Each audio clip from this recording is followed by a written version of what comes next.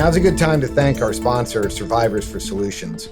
There's a lot of great things about this relationship. Like us, Survivors for Solutions wants to see continued innovation in the pharmaceutical space.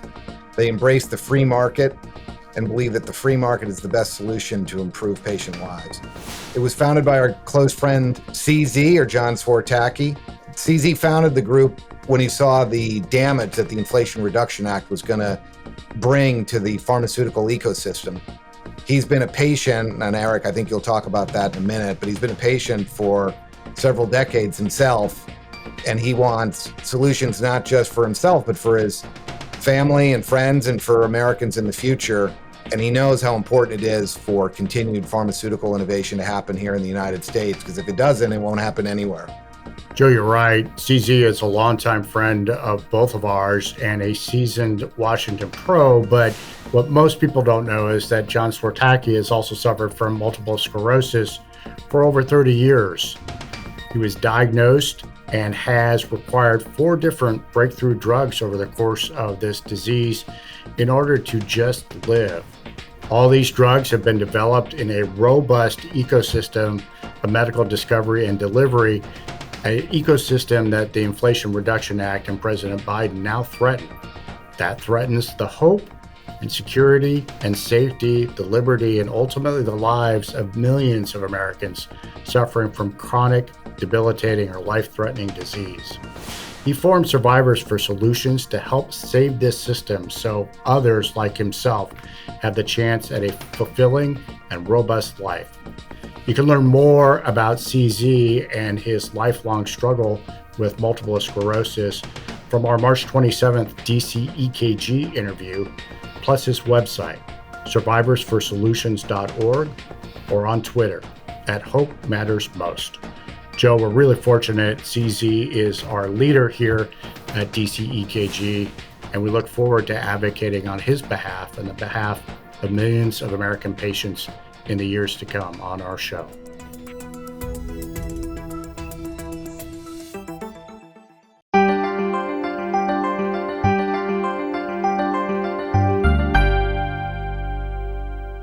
Welcome back to another edition of DC EKG, a part of the Big Wig Media Network, distributed by our partner Evergreen. I'm here again with my good friend Eric Euland. I'm Joe Grogan, and we're joined today by Jay Bhattacharya, a good friend of both Eric and mine. Eric, why don't you start us giving us an intro of Jay? Sure, happy to do so. And Jay, welcome. Thanks for being on DC EKG. Jay is a professor of health policy at Stanford University and a senior fellow at the Hoover Institution. Dr. Bhattacharya's research focuses on the health and well-being of vulnerable populations, with a particular emphasis on the role of government programs, biomedical innovation, and economics. Dr. Bhattacharya's recent research focuses on the epidemiology of COVID-19, as well as an evaluation of policy responses to the epidemic, federal, state, local. He's published more than 160 articles in top peer-reviewed scientific journals in medicine, economics, health policy, epidemiology, statistics, law, and public health, among other fields. He holds an MD and PhD in economics, both earned at Stanford University. Welcome, Doctor. Joe? Thank you for having me. Jay, let's hear a little bit about your background. Obviously, a lot of people have come to know you from your appearances on the media over the last couple of years, beginning with COVID. Maybe they hadn't heard about you before, and now they're aware of who you are. But I think your life story is actually pretty compelling. How did you end up at Stanford University in Palo Alto, California? Where did the Jay Bhattacharya story begin? Well, I was born in India. I mean, I came to the U.S. when I was 4. My dad was an electrical engineer. In fact, he was a rocket scientist. He helped design missile guidance systems in the U.S.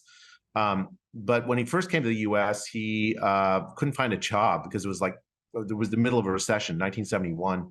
I remember when I landed, my dad handed me a chocolate bar. It was like a Hershey's chocolate bar. I was like, okay, this is a great country. Like he was here for a year. He worked at McDonald's while he was. Anyways, it was fantastic. Place to. And my mom grew up in a Calcutta slum, but for me, it really was like a classic immigrant story. Like I was pretty good at math and sciences. I really liked the idea of using these math and sciences for helping. I wasn't sure what I was going to do when I was little, but then when I got to college, I got into Stanford, and it was I discovered economics, and I realized what I really want to do with my life, which was combine the tools of economics and the sort of sensibilities of economics, where you think about the well-being and life circumstances of so many different people, with this medical training. And that's essentially what I've been doing my entire life. And Jay, was that a gradual realization, or was it just a thunderclap from the sky one day? I mean, I always wanted to be a doctor, Eric, but I didn't know what that meant. Then when I was an undergrad, I discovered economics. I thought, wow, this is, it turns out that economics, it's actually a centrally important idea in medicine, but not in the way normally people think about. Normally people think about economics and medicine as just, it's just about money. No, actually the key thing is everything in medicine involves a trade-off. Everything in medicine involves, you take this drug and you're expecting some benefit from it. So there's some uncertainty around that. There may be some harms. You have to think about the trade-off, the benefit, and the harm. So you have to give each and every item in medicine, in public health, involves fundamentally a trade-off. And of course, economics is the science of trade-offs. The tools and way of thinking economics turns out to be critically important in medicine. And I've spent almost all of my career. All of my career has been focused on applying that basic principle to basic topics and really important topics in medicine and public health, including infectious disease epidemiology. So, Jay, before we go further in the Jay story, is this insight, this observation, this important role of economics, was that accentuated or even focused on when you went through medical school? Is it now an element of people being trained in medical school, or is it still being missed? It's still being missed, Eric. So it's when I was in medical school, it was striking because I did a PhD in economics and an MD, and I would go to the PhD in economics side, and I guess that's my natural way of thinking about life, about trade-offs, about equilibrium. This sort of awareness of the social circumstances of people and the importance of that for their outcomes, their of course their work and all that, but also their health. And in the medical side, there's like this biomedical model that's very focused on the biology and less aware of the social circumstances, although they play such an important role.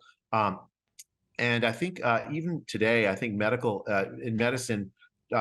Most medical students just don't get the exposure to those ideas as much as I think they should. So when we're talking about you started to get involved in big ideas in epidemiology, including infectious diseases, you spent some time on H1N1. Before we get into COVID, can we talk a little bit about how you found yourself working on H1N1 and why you were curious about it, and then what some of your conclusions were, your thought process as you started to look at the data? Sure. So, I mean, I've been working on infectious disease policy from almost the beginning. So, like, I did some HIV work, looking at Medicaid coverage of HIV and how important it was for make sure that patients with HIV got access to some of the new medications through Medicaid. In 2009, when the swine flu epidemic happened, the H1N1 epidemic happened, I was very interested to know how do people respond to perceptions of risk when faced with an infectious disease, and how does that change the transmission of that disease? Do people when there's a high risk environment, they perceive a high risk environment, do they change their behavior?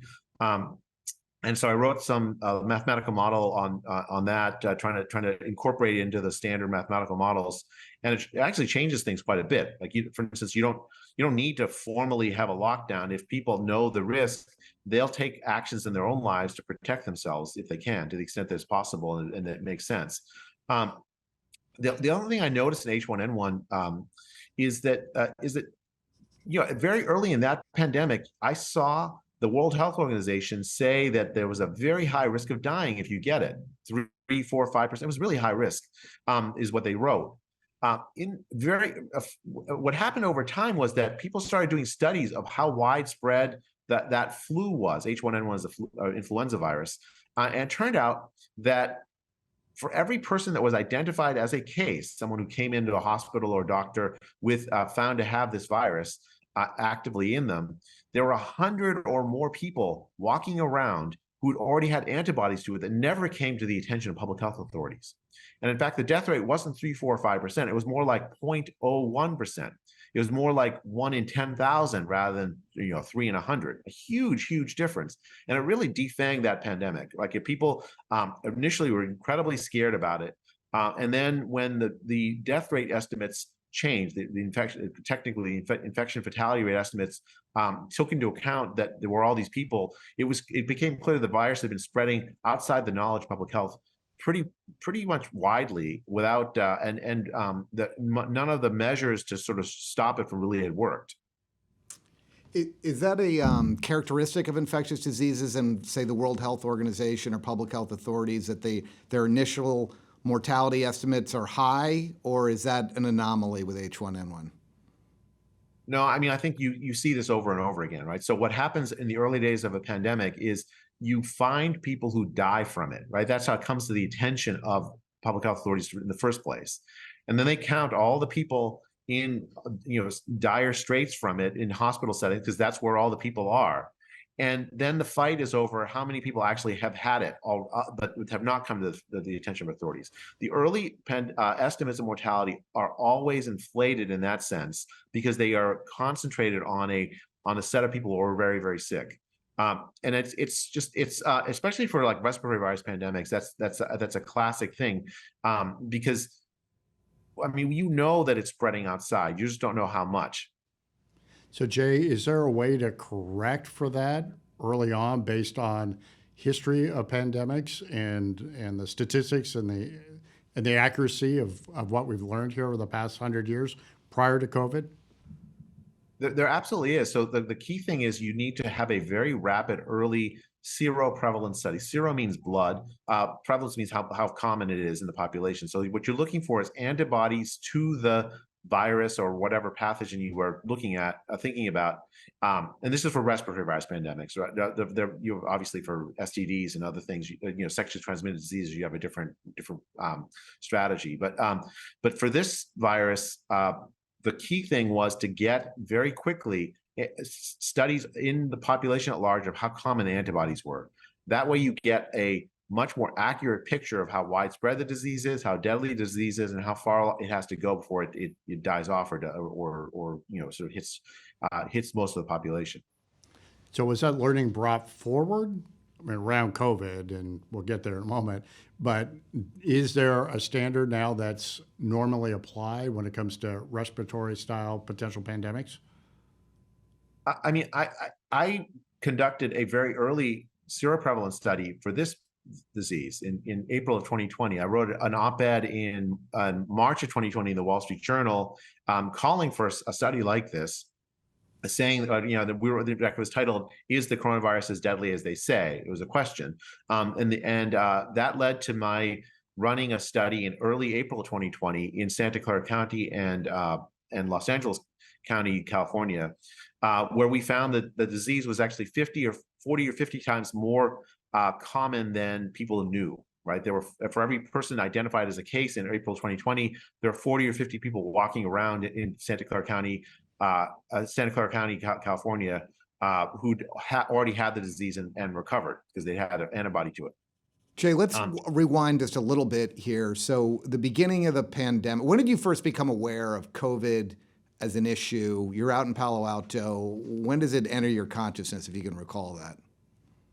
I think it was like late December, early January 2020. I mean, I saw the reports like everyone else saw about this disease in China. I read the report about that hero doctor that blew the whistle on that there was actually a pandemic on.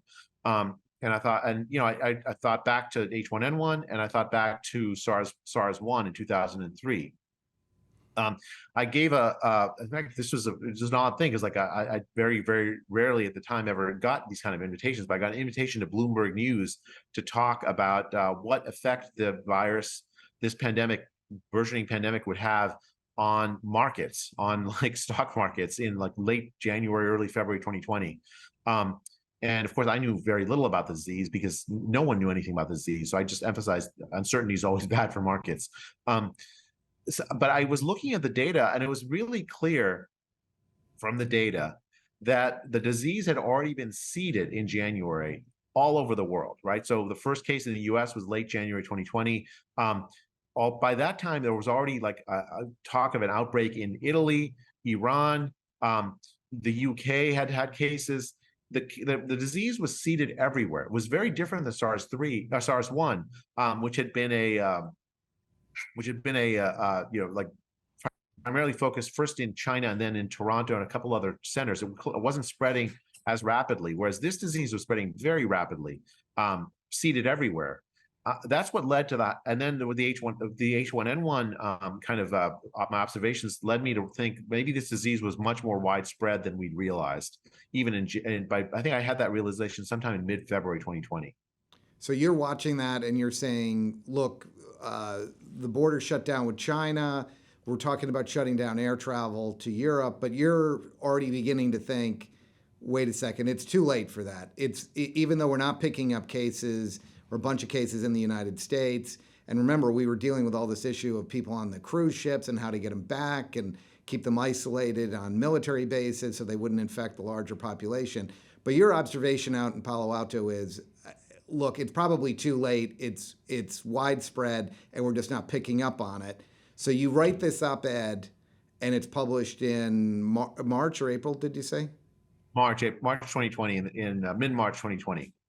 And did you get a lot of phone calls from government scientists saying, Jay, this is really interesting, your seroprevalence idea, let's collaborate on this, or how would we design it, or are you going to design it? Did other people call you in the private sector? What's the reaction from the government and from California officials and other private sector actors? So I didn't get much reaction from the government. I fully expected what would happen after I wrote that op-ed. It was that the CDC would run a seroprevalence study.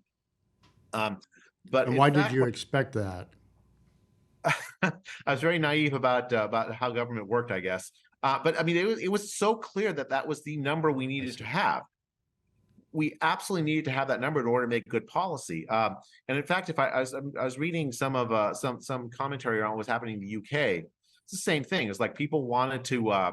People in the UK also saw this as like the key number. What if you know how widespread the disease is?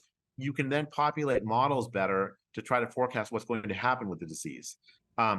You can also design policies better, right? So if you know it's widespread among, if you know what the death rates are and how they differ for different people in the population, in this disease, it was very clear even then, there was older people that was really, really at high risk, but younger people at very, very low risk from the disease. Then you can actually design a better policy. It was clear that number was missing in March of 2020. I looked at, there was a model produced by the Imperial College London folks right around that time. And I looked at their estimate of the prevalence of the disease and the infection fatality rate, and it was based on essentially a guess. And so like for anyone with infectious disease epidemiology expertise, this was the key number that needed to be known. And the government's not doing this. You're not hearing from anybody at CDC. They don't have an operating norm to just go ahead and do this. What about state authorities? What about businesses, friends? Again, what's their reaction? Are you hearing from anybody when you point this out? Actually, the reaction from private industry was actually quite amazing. And which private industry I never would have been able to predict. I got a phone call from a man who runs, named Dan Eichner, who runs testing for Major League Baseball. He had ordered a whole bunch of test kits from early 2020 from China for COVID antibodies. And he said he was going to use it to test Major League Baseball. But when we read that op-ed, he wanted to use it for science instead. And so he called and offered up the test kits to me. And so that was the basis for running those studies. Those two studies in Santa Clara County and LA County was that test kits offered up to me by Major League Baseball. And how many test kits were these? He gave us tens of thousands, 10,000 test kits. We ran two studies, each about 3,000 people each, in those two places, with the test kits that he offered to us for free. And that number, 3,000 each county, was able to give you statistically significant, accurate results that informed both your observations about who might be more vulnerable and less vulnerable, but also the prevalence, and then potentially be able to build models to forecast what would actually happen over the next several months? Yeah, that's exactly what happened. So we with the 3,000 kits in Santa Clara County, it was hard because we were in the middle of a lockdown, right? So normally you would have recruiting that would be more traditional recruiting, but we couldn't do that in traditional recruiting because of the lockdown. So we decided to go on Facebook and recruit based on that. That leads to a different, like a population that doesn't necessarily represent the population of the county. So we had to do some statistical adjustments. There was also some fight over whether the test kit was, how accurate the test kit was. And manufacturer's results suggested it was very accurate, but then we got some independent assessments. We put the result out. It was like 3% of the county had already had COVID by early April 2020. That was a big number, 40, 50 times more bigger than the number of cases. The age gradient was already clear. But people really didn't want to believe the result because it meant that the infection fatality rate was 2.2%, not 3 or 4% like the World Health Organization was saying. Jay, can we stop there? Why did people not want to believe this result? I think the main reason is that by April 2020, we'd already committed ourselves to this lockdown strategy.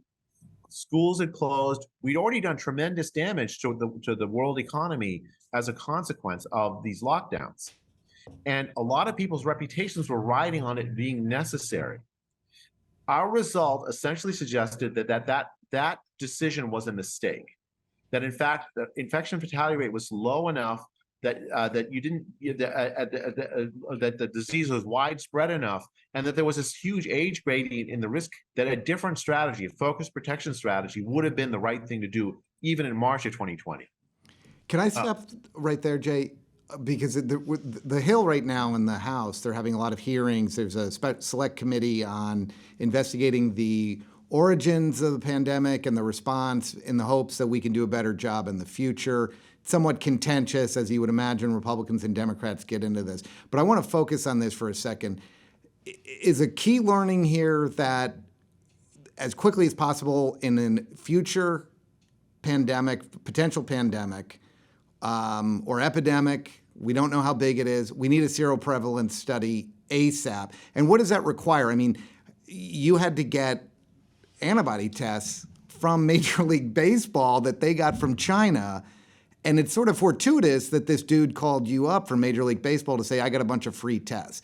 How would you, in a crystal ball situation, you're the grand public health guru for the Western world, how do you make sure that this study can be replicated quickly in a future pandemic?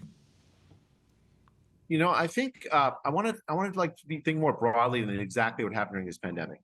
I think the key thing is you need to have these like central agencies like the CDC, rather than thinking themselves as like the main source of pandemic information and truth, be open to outside input. Like the public health norm has always has been that you have to have like essentially like one voice speaking, or else the public will get confused.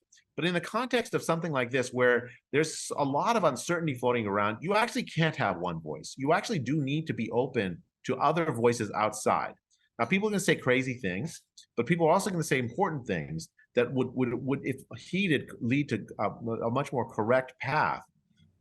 So to me, the central thing, Joe, is that a place like the CDC should not view itself as a central arbiter of decision making during the pandemic. It should be actively looking to partners outside. And so like if they'd done that, if they'd reached out to me, if they'd read that op-ed or John Ioannidis, who wrote a very similar op-ed the week before at Stat News, they would have like said, okay, well, let's run a very rapid seroprevalence study. We have to resolve this key number. Now, I think in the next pandemic, Joe, the key number is likely different than that number. I don't know what it'll be, right? It'll depend on the nature of the virus and the situation. But there's always going to be a number or a set of numbers that you need to have. And if you have like this hubris of a few public health authorities, someone like Tony Fauci, who very famously, when he was challenged at one point, said, "Look, if you challenge me, you're not just questioning a man, you're questioning science itself," or something very close to that. You can't have that kind of hubris. The key thing is a humility that's willing to be engaged with people outside, and then change strategies, the consequence of it. So Jay, you've done this in Santa Clara County. You've gotten this result. You run again in LA County. You get pretty much the same result. You have therapy and intervention conclusions based on this information. You're putting this data out. Nobody wants to believe it. Is it indifference? Is it a polite rebuff? Is it hostility? What happens once you start putting information out in the midst of this storm of a shutdown, people fumbling around for COVID response, what we're trying to do in Washington, D.C., what state capitals are doing? How is this data and how are you being treated in this period? Oh, it was horrible. I was getting death threats. I was getting, racist attacks, go back to your home country kind of attacks. And at my university. On what grounds and for what reasons? I mean, I think people just were so scared about the virus that for whatever reason, it was like that someone that's coming and giving like relatively good news that there's a different strategy. People just thought that I was like trying to kill people. I mean, it's hard to explain the psychology of it, Eric. I mean, to me, it was like one of these things where I was just doing science, but to other people, it was like a threat to like the way that they thought about the way the world worked. And they reacted really negatively. Like I had hit pieces done on my wife for running that study. I had an accusation. The founder of JetBlue had given $5,000 to a gift account at Stanford after we'd done the data collection for the study, and somehow like some BuzzFeed news author wrote this piece saying that I'd like changed study results. It was ridiculous. It's one of these things where like the accusation was so preposterous that it was unbelievable that someone would actually publish it, much less in a mainstream media outlet. Did those attacks start right away, right after you published the results? So immediate. There's no like fuse on it. Starts right away as soon as you publish the results. Yeah, almost immediately, right? So like The Nation wrote this piece accusing Stanford, not me personally, but of misconduct of even allowing the study to happen. And even at Stanford, there was an attack on the study. Like normally a study like this, professors can do whatever studies they like. I mean, we have academic freedom, at least nominally, but the university intervened in the study because they were convinced that we had done it wrong. Even though we actually hadn't done it wrong. And they forced us to change the protocols of the study in mid-course, even beyond what the Human Subjects Committee that you're supposed to go through had approved the study, and that's normal. But then the administrators in the medical school then intervened to make us change the protocols outside of the Human Subjects Committee.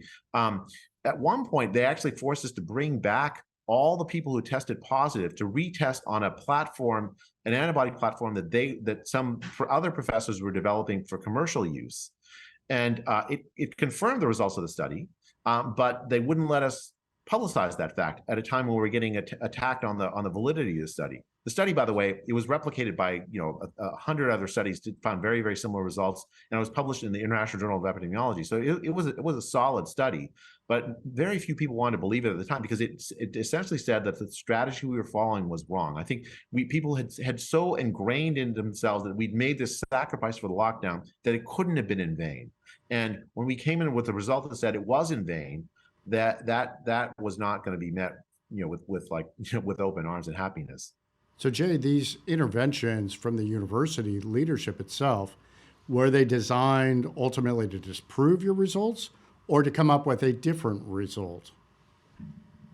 I mean, I think they were wanted to essentially try to undermine our results, say we'd gotten the wrong answer, because they were convinced that they didn't like the test kit we're using, and they wanted us to use the other test kit, a new antibody test kit, but that hadn't been developed, and they hadn't offered us that.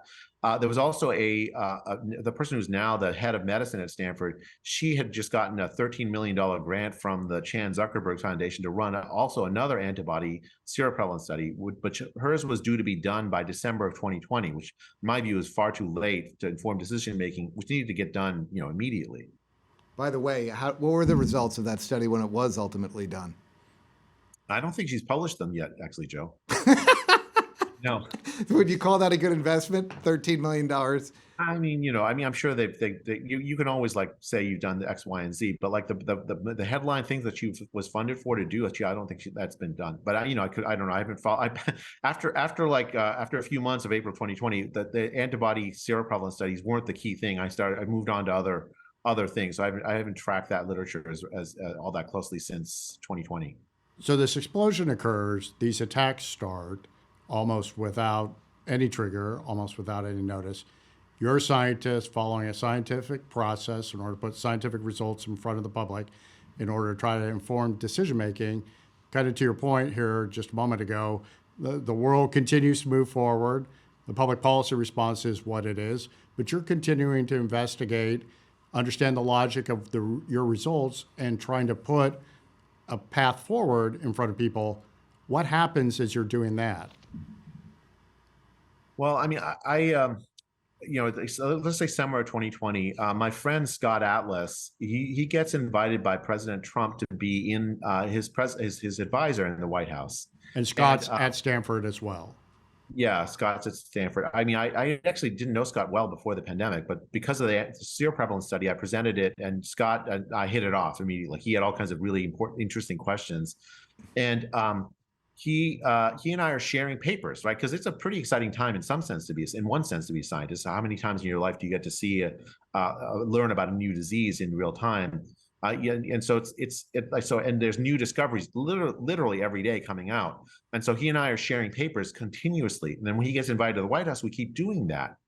And he's calling me up in I think it was July 2020 when we started, and he's extremely frustrated because he's trying to share these papers with people like Tony Fauci, with Debbie Birx, and they're not interested in the papers. They're not interested in the fact that their papers are finding that there's very strong evidence of immunity after infection. This is July 2020. They're not interested in the infection fatality rate literature. They're not interested in the age gradient. They're not interested in the criticisms of the modeling exercises like the Imperial College model. They're not interested in any of this. Jay, let's go back for a moment in terms of immunity for people who are naturally exposed. Obviously, a huge flashpoint and continues to be a subject to some controversy today. In your early results and what you were doing in those months in the run-up to Scott joining the White House, and you're seeing this, what's the reaction again from policymakers and fellow scientists to these facts? Right. So in early days of the pandemic, let's again March, April 2020, when we're running that seroprevalence study, we're looking for antibodies. Now, do those antibodies mean that someone is immune? In principle, you want to be able to say yes. It's a coronavirus. Other coronaviruses produce immunity after you've been infected. It just does until the next variant, anyways. And you get very strong protection against severe disease. It's likely that that's the case with COVID, but you don't know that for a fact in April of 2020. By July of 2020, immunologists have started to run really interesting studies looking at this immunity, and they identified patterns of immune protection, both figuring out okay, T cells do this and B cells do that, that very strongly suggested that you actually did have immunity. Now, when we ran the seroprevalence study in April, we didn't tell people they were immune. We just told people they had antibodies, and we told them that doesn't necessarily mean you're immune, because the Human Subjects Board told us it wasn't responsible to tell them that, and we agreed. But by July, August 2020, it was really clear that there's pretty good protection against severe disease, certainly, and reinfection even on infection. So, for instance, one study in Italy, northern Italy, found that a full year after after infection, only about 3 in 1,000 people have been reinfected in that first year. I mean, it was very strong evidence, and yet when Scott would share that evidence with the White House, with folks like Debbie Birx in the White House, they weren't interested. So Jay, you have this data, you have these results. Scott and you are talking about his frustration as people are simply rejecting this.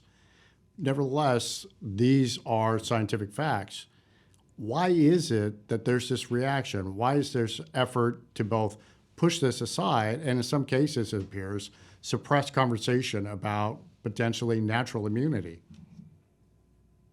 Well, in July, August, September 2020, I think what was going on inside the minds of people like Debbie Birx and Tony Fauci, this is speculation on my part, but like it's informed by a podcast. You can speculate as much as you want.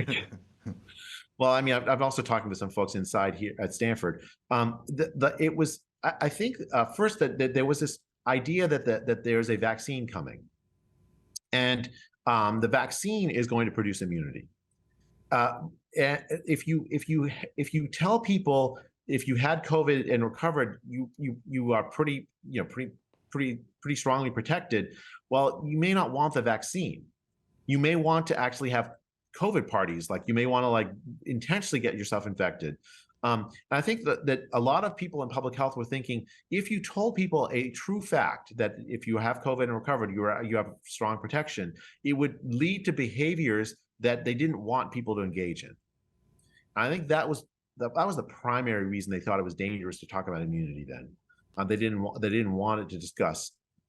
In your opinion, that as a physician, I mean, how do you view that ethically, to hide that information about natural immunity? I think it's deeply unethical, Joe. I think if you are a public health scientist, you have an absolute obligation to tell people the truth, even if it is inconvenient to what you want to make people do. We don't use the truth to manipulate people. We tell the truth because it's the right thing to do, and because it actually on net leads to better outcomes, both trust of public health institutions and also better behavior by people. And I think that it absolutely was wrong to ignore these basic scientific facts as they were emerging, just because is inconsistent with the strategy that public health authorities at the time had adopted. And had this information emerged and not been suppressed or derogated, would you believe that would have changed the strategy? Would the strategy have adjusted?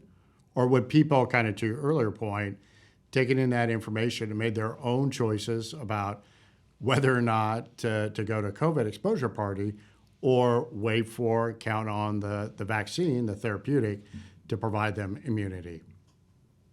Yeah, I mean, I personally, I would never recommend anyone go to a COVID exposure party. That's not a very smart thing to do. And in fact, someone at NPR asked, even say it out loud, right? I mean, someone at NPR around the Santa Clara study, someone on NPR actually asked me, "Well, doesn't this mean people are going to go to COVID parties?" And I said, "No, don't do that. That's a mistake." Yeah. But like, I think that around this time, we don't have to speculate the answer to your question. We know that for a fact. Like the reason why the Great Barrington Declaration came about was in part because of this evidence about immunity. If there's immunity, then you're going to have some herd immunity. And the Great Barrington Declaration, one of the ideas inside of the Great Barrington Declaration was that you're eventually going to get to a point where this disease is endemic.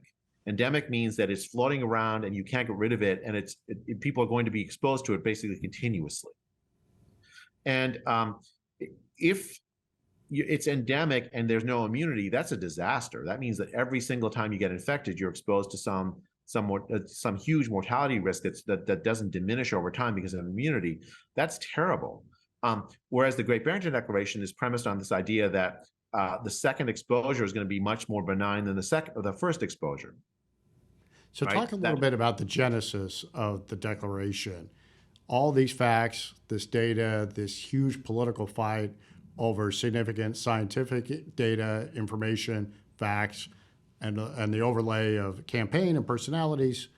How is it that you and colleagues kind of catch their breath and decide, you know what, we need to resolve some of these facts and write down and try to put in front of the public what we think, how to think about this, what we believe, and how to sort out all these challenges for not just policymakers, but individual American citizens and ultimately people all around the world?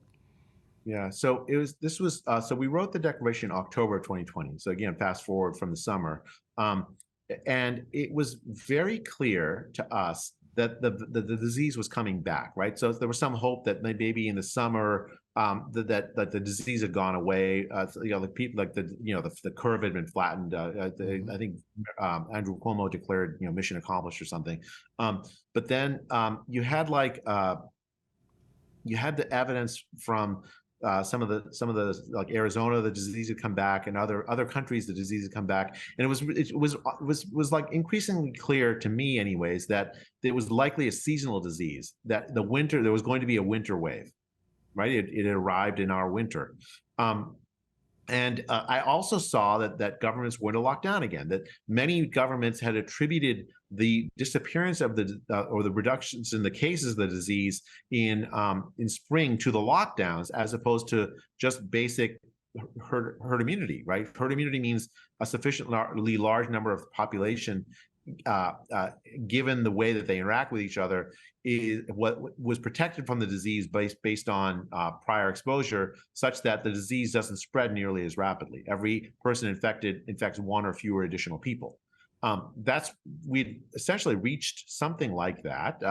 Now, that doesn't mean the disease is gone. It just means that it's like a local phenomenon. There's not still a lot of people in the population who've never been exposed in October 2020. But the lockdowns were going to come back. And the UN had put out a report suggesting that 130 million people, the World Food Program, that 130 million people had been threatened with dire food insecurity, meaning starvation, as a consequence of the economic dislocation caused by the lockdowns. The World Bank had put out a report saying 100 million people were thrown into dire poverty, $2 a day or less of income by this point. And so the lockdowns themselves were doing considerable damage to the health of the world. And the idea, the fact that there was this huge age gradient in mortality, that older people were much higher risk of dying from the disease if they're infected than younger people, that was abundantly clear. That was true from the earliest days of the pandemic. So the declaration comes about because Martin Kulldorff, a Harvard professor in biostatistics and epidemiology, invited me and Sunetra Gupta, an Oxford professor in epidemiology and a vaccine developer in her own right, to come to Western Massachusetts to talk about these facts. We had invited some journalists. The idea was to tell journalists that there were epidemiologists that disagreed with the people like Tony Fauci, that the right strategy wasn't, and to teach people about what herd immunity meant, the harms of the lockdowns, both the social and the health harms of the lockdowns themselves, especially to the poor, to children, working class, to emphasize the evidence that the closure of schools was unnecessary for protecting people. The evidence from Sweden and Iceland and elsewhere was pretty clear from spring. So we got together and we decided that we needed to tell the world that the document is a single-page document written in a way that anyone can understand and not just scientists. We wanted to tell the world that it wasn't necessary to have a lockdown. What was needed was focused protection of vulnerable older people and lifting lockdowns. That would result in better health for the population than the lockdown strategies had. And so you put that out, and all hell breaks loose on the Great Barrington Declaration. Talk a little bit about that. Yeah, so the almost 1 million people signed it. We put it on the web and made a petition open for people to sign it, and that happened, within days. Tens of thousands of epidemiologists sign it and doctors sign it, but then I started getting hit pieces again against me. I expected the media to react negatively. I wasn't naive as I was in spring of 2020, but I didn't anticipate that the scientific community or members of the leadership of the epidemiology and public health community would react in the way they did. Right, so you had Tony Fauci going around giving lectures saying that we were dangerous, that we were spouting nonsense, that everyone who does epidemiology knows that we're spouting is nonsense, that in fact we were proposing to let the virus rip. We weren't proposing to let the virus rip. We were proposing to protect vulnerable older people. There was a dispute over how to do that, right? On one side, you had people saying, if you lock down societies, you protect vulnerable older people automatically. Well, that had already failed in the spring of 2020. On our side, we're saying, well, why not design policies more specific for protecting vulnerable older people? Don't send COVID-infected patients back to nursing homes. That's just dumb, because that's where the vulnerable older people were. Imagine if we'd had protection of vulnerable older people as the key idea driving policy in spring of 2020. Andrew Cuomo never would have sent older people, COVID-infected patients back to nursing homes. So you had this essentially strategic difference between people in public health, and yet Tony Fauci was characterizing what we're saying is so far out of bounds that we were fringe figures. 4 days after we wrote the declaration, we found out later via FOIA request, Francis Collins, the head of the National Institute of Health, wrote to Tony Fauci calling me, Martin Kulldorff, and Sunetra Gupta fringe epidemiologists, basically an ad hominem slur, and then calling for a devastating takedown of the premises of the declaration, to which Tony Fauci responded with a Wired magazine article, essentially smearing us, attacking us. And it was, just the hit pieces were just relentless. It was very clearly a coordinated propaganda campaign to attack us. How was the academic community at that time after you start to withstand these attacks? Did you feel that the Stanford community and other academics that you'd known and shared your careers with and visited at conferences leading up to this point, were they supportive and standing up for Jay Bhattacharya? What happened? There's a health economist friend of mine who I've known since graduate school. She proposed a boycott of my health economics textbook on Facebook. It was just, the whole thing was just, it was absolutely insane.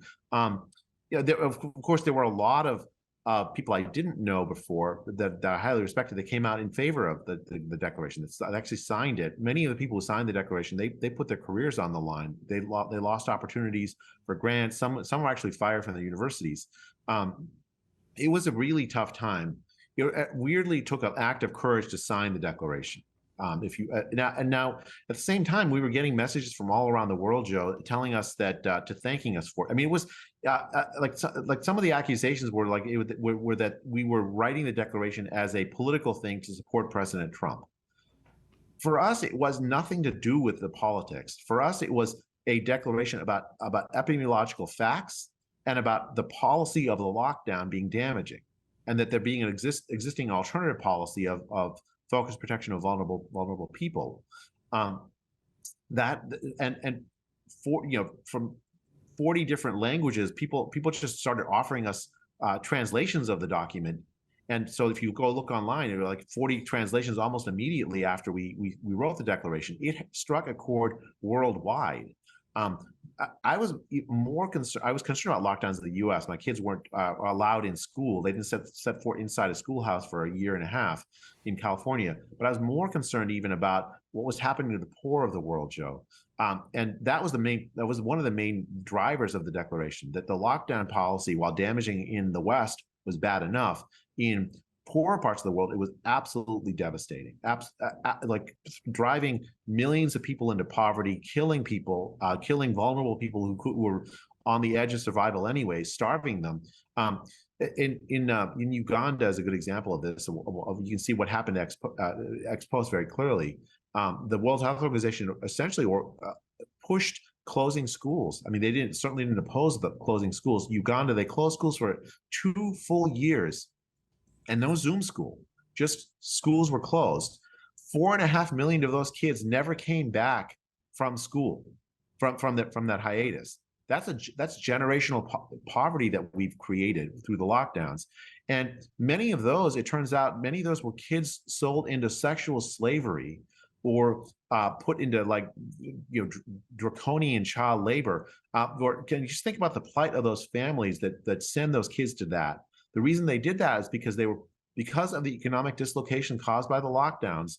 They were pushed to a decision between starving their families and selling their kids into sexual slavery.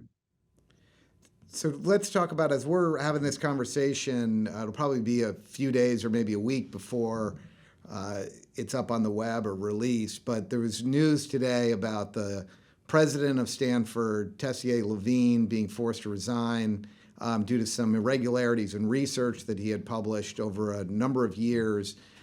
You mentioned the attacks that you took from within Stanford and beyond. Do you want to comment on the climate that you endured at Stanford while he was president, and any thoughts about his resignation?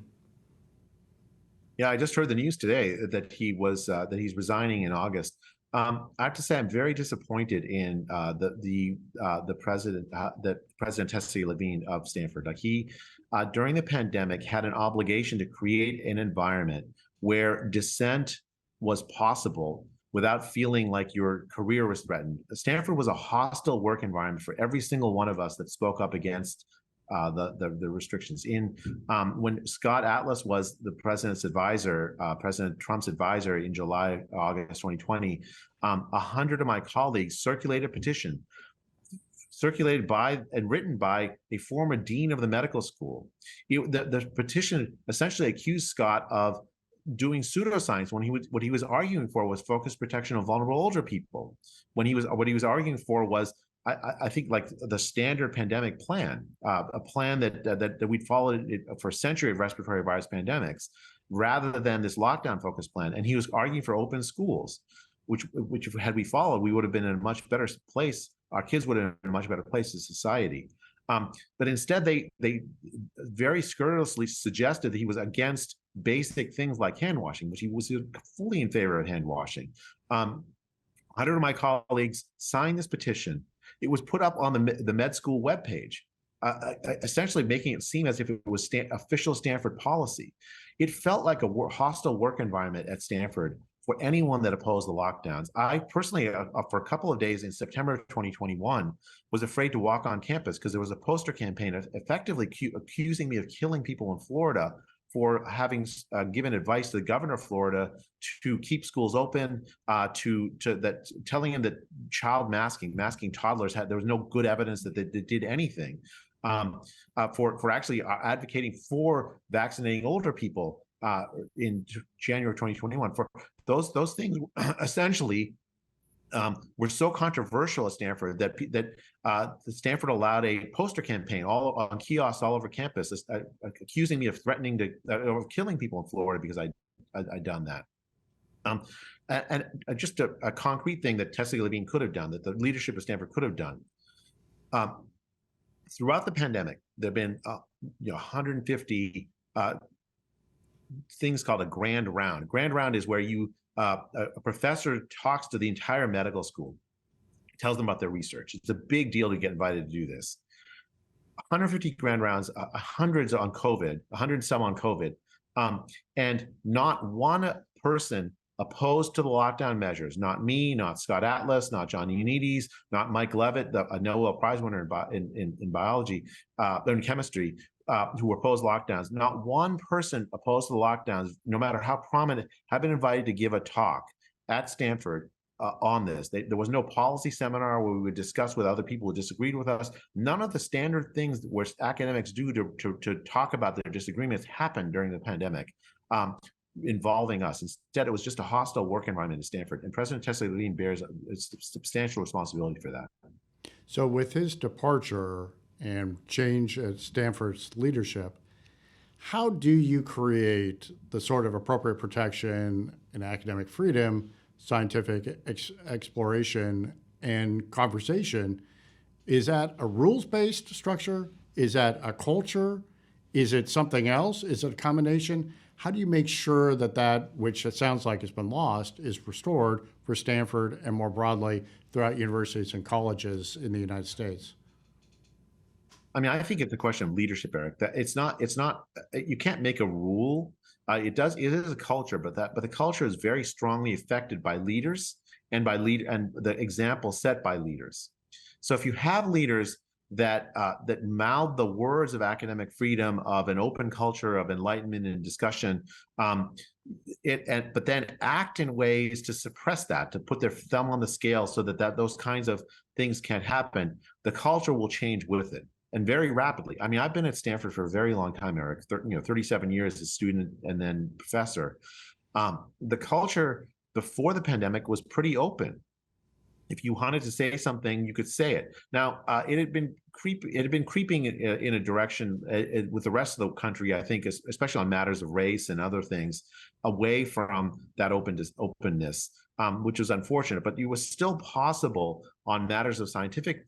Like I never before the pandemic, if you'd asked me, did I ever feel like I couldn't say what I wanted to say at Stanford, I would have said no. I would. I mean, I could very clearly, easily say what I wanted to say. I could even get a platform to saying it in seminars and elsewhere.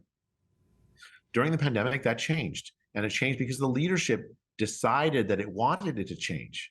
It made it so that if you didn't toe Stanford's line on vaccine mandates or on lockdown procedures or on making moving to Zoom school or whatnot, then or if you participated actively in the national or international policy discussion in ways that oppose the lockdowns or that oppose maybe what the CDC or the WHO was saying, then you weren't allowed to say that at Stanford. That somehow you were out of bounds, no matter how prominent you are, no matter how strongly your recommendations and ideas were rooted in the scientific literature. That none of that mattered. It just mattered that you came to the wrong conclusion.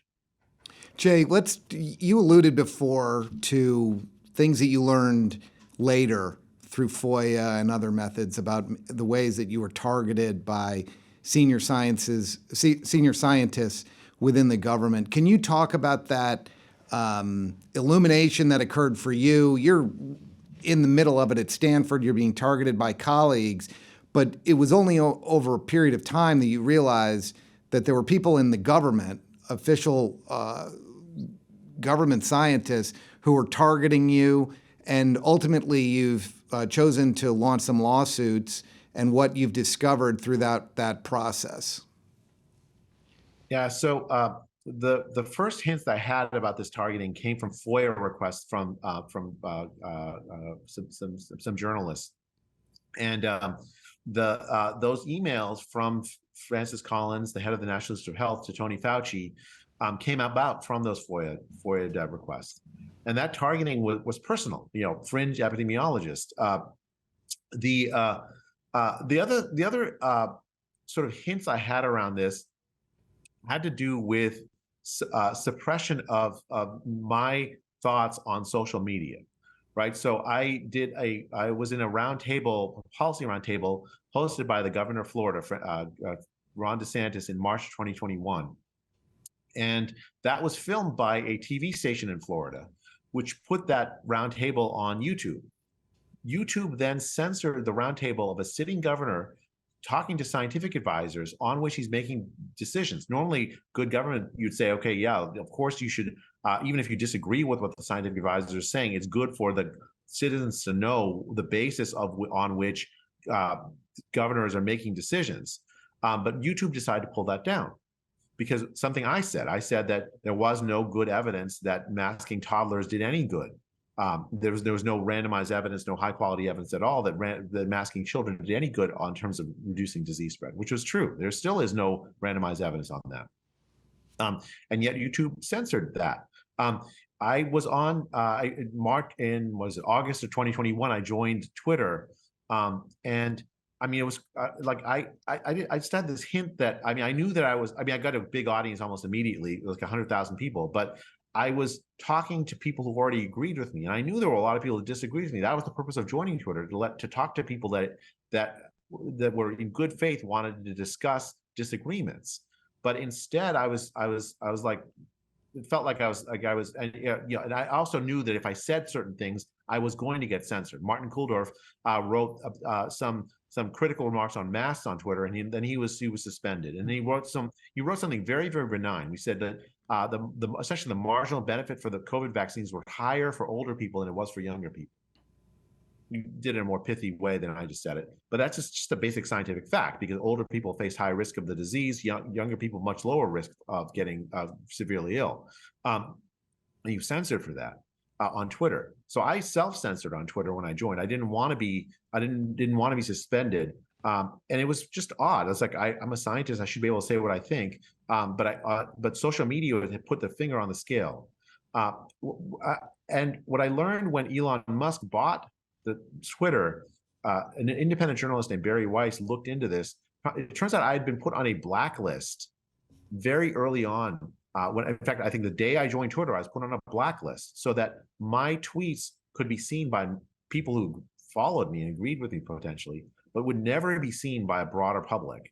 And no chance of being exposed, other people outside of the small community people I'd cultivated, the community people I'd cultivated, seeing it. I mean, what's the purpose of that? I mean, I don't need to talk to my. I mean, it's fun to talk to people who agree with you, but that's not the only. It's not the main purpose, right? We need to be able to talk to people who don't. Yeah, right. So Twitter didn't put out a notice or didn't send you an email and say your views are too controversial for our platform, or you're saying things that we think are going to hurt people. We are therefore going to blacklist you. You just had a sense that you were being suppressed. And then you discover this later on. Now, just for context, there were conservatives talking about shadow banning and things like that, and they were being attacked by the media as being conspiracy theorists. Twitter never came out and said, yeah, we have a blacklist, correct? And on that blacklist are all these people because their views are objectionable. Did you unpack, how did they discover your name? Was your name forwarded to Twitter, or was it an internal bureaucratic process at Twitter that identified Jay Bhattacharya as a problem? Yeah, so I don't know that for a fact. I don't know how I ended up on the blacklist. What I do know is that the day I joined Twitter, I was on the blacklist. That I know for a fact. I saw with my own eyes in Twitter's internal databases of that fact. There's some internal discussions about the Great Barrington Declaration and other people putting ideas that they didn't want, especially around vaccines. They really were really concerned about vaccines and about people saying things that would make people not take the vaccine. But what was interesting, Joe, was that they were a lot of those internal discussions were very clearly not just they were trying to be responsible citizens, trying to control the conversation in ways that they thought was responsible. No, it was they were responding to pressure from government actors telling them who to censor and what to censor.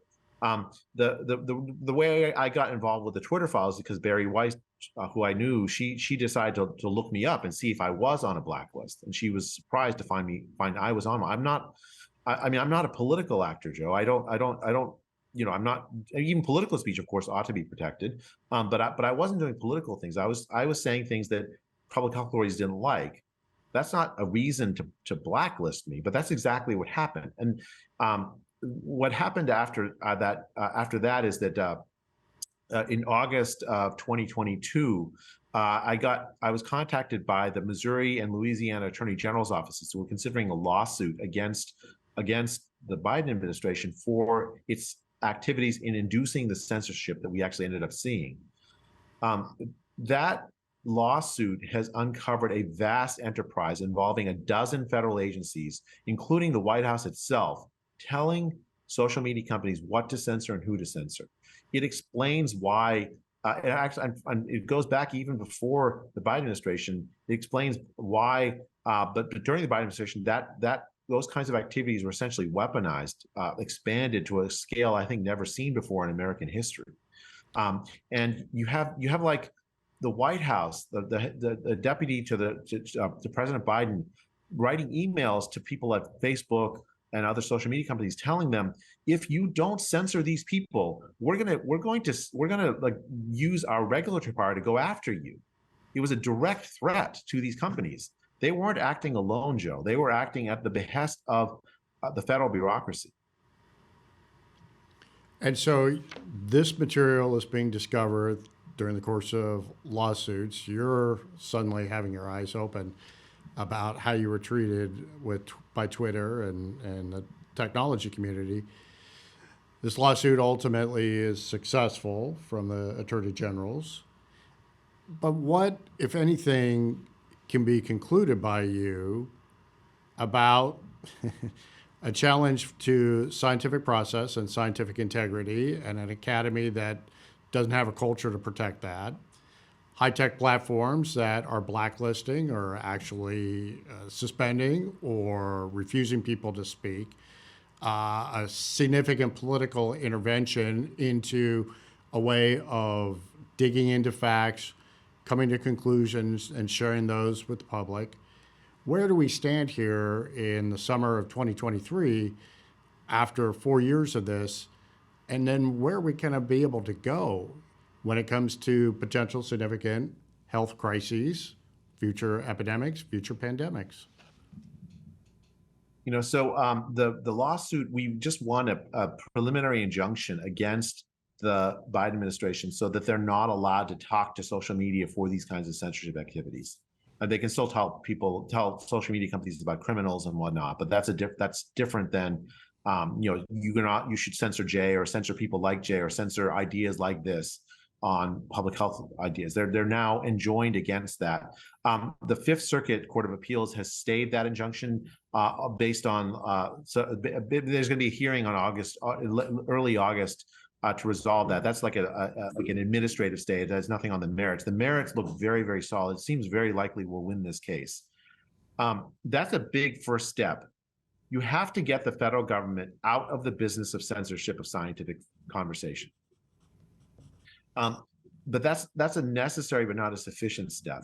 We're at a point where the whole scientific establishment faces a choice, right? It has to come to terms with the failure of basic scientific processes where we end up which enable scientists who disagree to talk with each other, because of the deep public distrust I think that is coming of science and scientists. Because of the idea that we had these gain of function exercises might have actually caused the pandemic itself, it's a big opportunity I think for scientists to reform, right? To say, okay, why did we run away from basic Enlightenment ideals during the pandemic? How can we change and reform scientific funding processes, scientific oversight? Universities convening scientists. How can we change those and reform those institutions so that they can perform better going forward and regain the trust of the public? Because if we don't, the public support for the scientists is really vital for the scientific enterprise. Once it goes away, scientists will find themselves in dire straits. So Jay, this is the center of a white hot sun that you've walked through. Are you still excited to do science every morning when you come to work? Have you changed how you approach thinking about what you study and how you share it? Or are you still fired up to come in every day, put on the white smock and get to work? So I still love science, Eric. But I have to say, like during the pandemic, I mean, before the pandemic, if you'd ask me, I'd say like the way you influence the world is you write scientific papers, you publish them in peer-reviewed journals, and if it's a good idea, people will pick it up. I'm no longer that naive. I don't think that is primarily the way you can change. And now, if you had a well-functioning scientific community, that's exactly how you would change the world. The problem is we do not have a well-functioning scientific community. And I nowadays, I'm really, really interested in using my voice to try to reform the scientific community, to reform. This is why I helped found this Academy of Science and Freedom. I want to get conversations going among scientists about how to get back to doing what we do best and not being so involved in, I think there's two major problems I think that happened during the pandemic in the scientific community. One was scientists weren't allowed to speak, right? We were censored from talking to each other if we had the quote wrong ideas. That needs to get reformed. Then the second thing is scientists took on this sort of like role they really are ill-suited for. Scientists are good at advising. They're not good at deciding exactly what to do, right? So in public policy, there's trade-offs, right? So you have to make decisions that benefit one group and potentially harm another. That's just part of public policy. And how do you mitigate the harm to the group that you're potentially harming? How do you get around that? Science is only part of that conversation, not the determinative thing in that conversation, right? So lockdowns did benefit some groups, right? Some people got very, very rich as a result of many of the policies we followed, for instance. These are trade-offs. These are trade-offs that scientists have very little expertise in and shouldn't be primarily deciding. Scientists took on the aura of deciders of society, as opposed to leaders who make decisions about these trade-offs for which they should not be doing. Jay, we could talk all day, and I look forward to the next conversation, whether it's on a podcast or over a cup of coffee. But I really want to thank you on behalf of Eric and myself for taking the time to join this podcast of DC EKG. It's always a pleasure, and I always learn something when we talk to you. And thank you for continuing to pursue and speak the truth. Thank you, Joe. Thank you, Eric, for having me. It was really a pleasure to talk to both of you.